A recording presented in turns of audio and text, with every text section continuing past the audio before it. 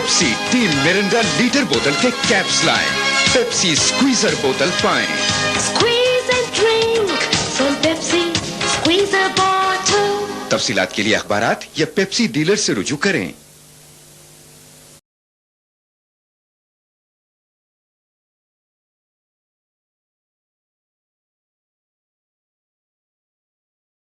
For a couple of weeks for another gig. I cancelled everything.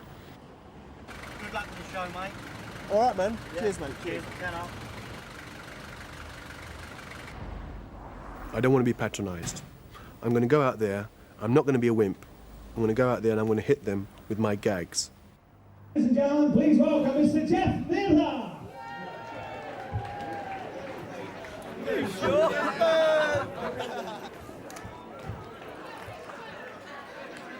All right, having a good time? Yes.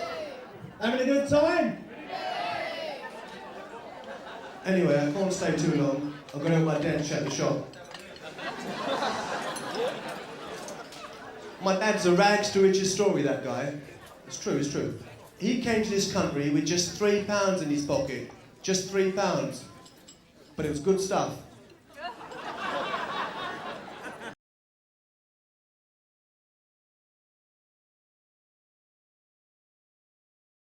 I went out for a dip and I started swimming out a little bit, and then I decided I'd had enough. I tried to come back to shore, and that was when I realized that this was no time to go swimming. And I felt the current moving away from the land, and I was absolutely powerless to get back to land. I saw my little manager standing there, you know, sort of thinking everything's all right. I couldn't communicate at all. Finally, well, it was in a split second in a way. I realized I had no other help, and I shouted out, "Oh God, if you save me, I'll work for you." And at that moment, a wave came from behind me and pushed me forward, and suddenly I was, with all the energy that I needed, swimming back to land, and within a few minutes I was there, safe and alive. And that was such an immense, you know, moment.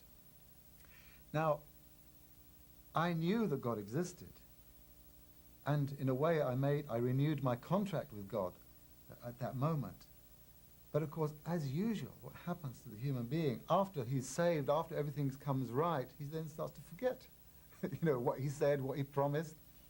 I started going about my business again. But of course, that promise was never forgotten. And in fact, I think it was fulfilled, or my chance to fulfill it came when my elder brother, David, took a trip to Jerusalem. And when he went to visit the holy places and the surroundings in the holy city, he came across the mosque. And he said, "What is this religion?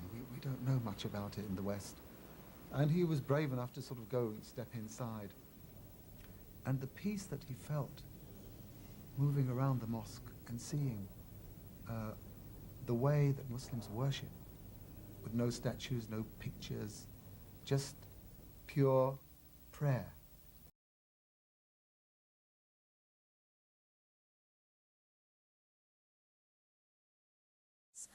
Black inmates are converting to Islam, which they say is helping them deal with the regime inside and equipping them for life when they come out. Kurt Barling has our exclusive report from Pentonville Prison. I feel more at ease. Clutching his Quran, today is Peter Vitalis' first taste of freedom in 18 months. I don't feel like, oh yeah, I'm going to go and do this and try and see if I can get away with it and stuff like that. I feel like, leave that. You know, leave that for the next person. You know, I'm bigger than that. Despite spending most of his adult years inside, Peter believes he's a changed man. This time, for him and his family, things are going to be different. Hello, sis. There you are.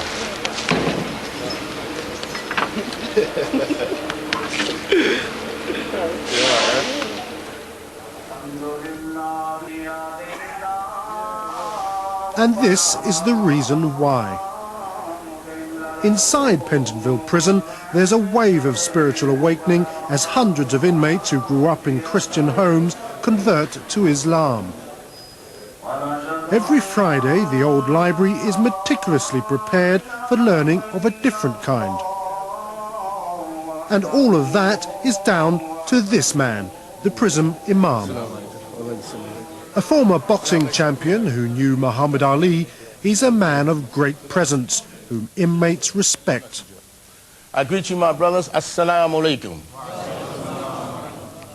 Alhamdulillah Rabbil Alamin. The imam has convinced many that Islam is a way of changing their lives.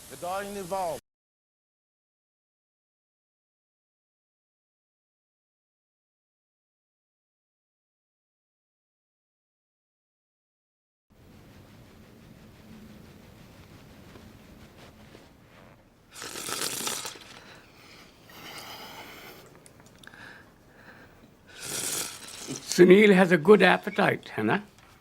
The food I've been getting lately is just awful. Where's that? He means at the digs in Birmingham. Ah, Birmingham. And which law firm are you working with, Sunil? It is polite to look at the person that you're speaking to, young man. I don't like to use these eyes on you, Uncle. I'm learning how to break eye contact. What? I'm thinking of myself as a success. He's with Chambers Cavendish. It's a big firm in the Midlands. Sunil is a paralegal there.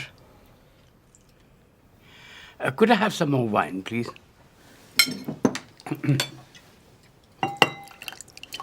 Oh, for God's sake, Sunil, you imbecile. I may not agree with what you say, Lakshmi, but I shall defend to the death your right to shut up. Okay?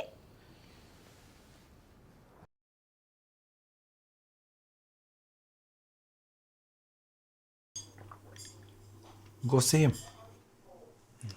He hates me. He resents me. He doesn't resent you, man. Let me tell you something. My father and I have never seen eye to eye. But I realise one thing, you've got one father and one father only. And when he's gone, he's gone.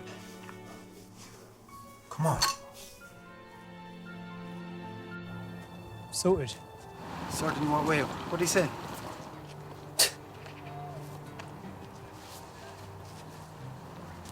What did he say? Nothing. What do you mean nothing? I just said something. Come on. Drinks around me. No. You want to go back? It was the girl that lived beside me for 10 years. Now, your turn. No. Yes. I'm not having no, this no, conversation. you said that if I tell you, you're going to tell me. I'm not having this conversation. No, that makes you a liar. You're not a liar, are you? You wouldn't know it. No, come on, try me. You wouldn't know it. Try me. Don't laugh. Promise, no laughs. He was my neighbour. You're such a twat. Right, let me in. You got the key, I'll give them to you. Huh? You have the keys. Ah, I see. All right.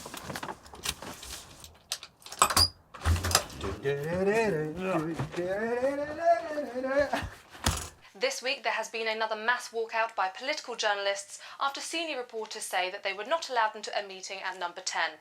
This is being denied by those who work for Boris Johnson, who argue that this... Johnson.